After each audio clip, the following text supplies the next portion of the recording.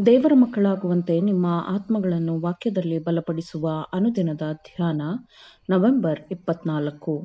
Ellen G white ರವರ sons and daughters of god ಎಂಬ ಪುಸ್ತಕದ 329ನೆಯ ಪುಟ.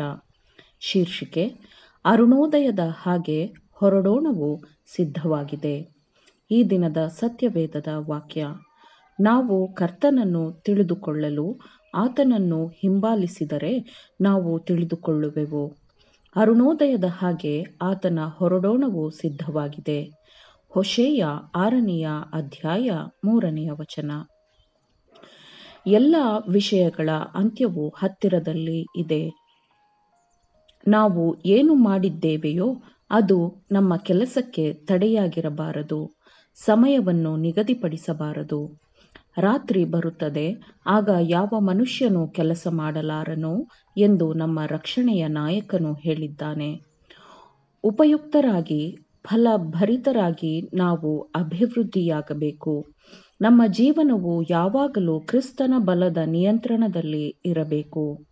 ಪ್ರಾರ್ಥನೆಯು ಪರಲೋಕ ಅಭಿಷೇಕಿಸಿದ ಯಶಸ್ಸಿನ ಮಾರ್ಗವಾಗಿದೆ.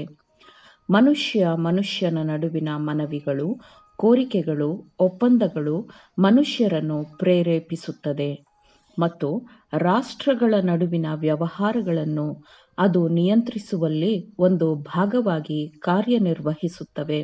ಆದರೆ ಪ್ರಾರ್ಥನೆಯು ಪರಲೋಕವನ್ನು ಪ್ರೇರಿಸುತ್ತದೆ. ಪ್ರಾರ್ಥನೆಗೆ ಉತ್ತರವಾಗಿ ಬರುವ ಆ ಬಲವು ಮಾತ್ರವೇ ಪರಲೋಕದ ಜ್ಞಾನದಲ್ಲಿ ಮನುಷ್ಯರನ್ನು ಜ್ಞಾನಿಗಳಾಗಿ ಮಾಡುತ್ತದೆ ಮತ್ತು ಆತ್ಮದೊಂದಿಗಿನ ಐಕ್ಯದಲ್ಲಿ ಕೆಲಸ ಮಾಡುವಂತೆ ಸಮಾಧಾನ ಎಂಬ ಬಂಧನದಲ್ಲಿ ಒಗ್ಗಟ್ಟಾಗಿ ಅವರನ್ನು ಸಮರ್ಥಗೊಳಿಸುತ್ತದೆ.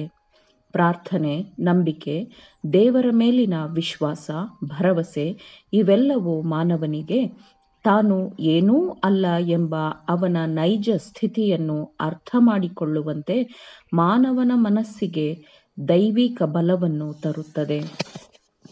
ಎಲ್ಲ ಕಾಲಘಟ್ಟದಲ್ಲೂ ದೇವರು ಮಾನವರಿಗೆ ದೈವಿಕ ಪ್ರಕಟಣೆಗಳನ್ನು ಕೊಟ್ಟಿದ್ದಾನೆ. ಕೃಪೆಯ ತತ್ವಗಳನ್ನು ಅವರ ಮನಸ್ಸಿಗೆ ಕ್ರಮೇಣವಾಗಿ ತುಂಬಿಸುವ ಮೂಲಕ ದೇವರು ತನ್ನ ಉದ್ದೇಶವನ್ನು ನೆರವೇರಿಸಲೆಂದು ದೈವಿಕ ಪ್ರಕಟಣೆಗಳನ್ನು ಆತನು ಕೊಟ್ಟಿದ್ದಾನೆ. ಅರುಣೋದಯದ ಹಾಗೆ ಆತನ ಹೊರಡೋಣವು ಸಿದ್ಧವಾಗಿದೆ ಎಂಬ ವಚನದ ಮೂಲಕ ಸತ್ಯವನ್ನು ದಯಪಾಲಿಸುವ ವಿಧವನ್ನು ತೋರಿಸಿಕೊಡಲಾಗಿದೆ.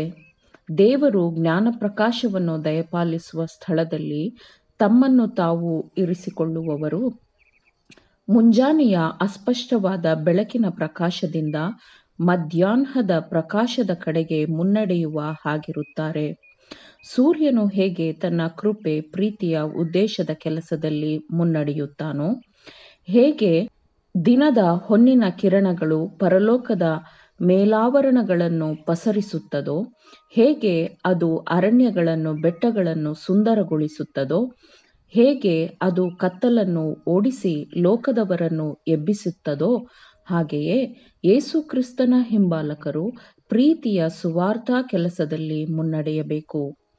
ಕ್ರಿಸ್ತನಲ್ಲಿದ್ದು ಕ್ರಿಸ್ತನ ಪರಿಪೂರ್ಣತೆಯ ನೀಳದ ಪ್ರಮಾಣಕ್ಕೆ ಬೆಳೆಯುವ ಹಾಗೆ ಪ್ರತಿಯೊಬ್ಬ ಯುವಕರು ತಮ್ಮನ್ನು ತಾವು ನಿಶ್ಚಯವಾಗಿ ಯಾವುದೇ ಹಿಂಜರಿಕೆಯಿಲ್ಲದೆ ಕ್ರಿಸ್ತನ ಗುಂಪಿನಲ್ಲಿ ಅಥವಾ ಕ್ರಿಸ್ತನ ಸೈನ್ಯದಲ್ಲಿ ಇರಿಸಿಕೊಳ್ಳುವುದು ಪ್ರತಿಯೊಬ್ಬ ಯುವಕರ ಕರ್ತವ್ಯವಾಗಿದೆ.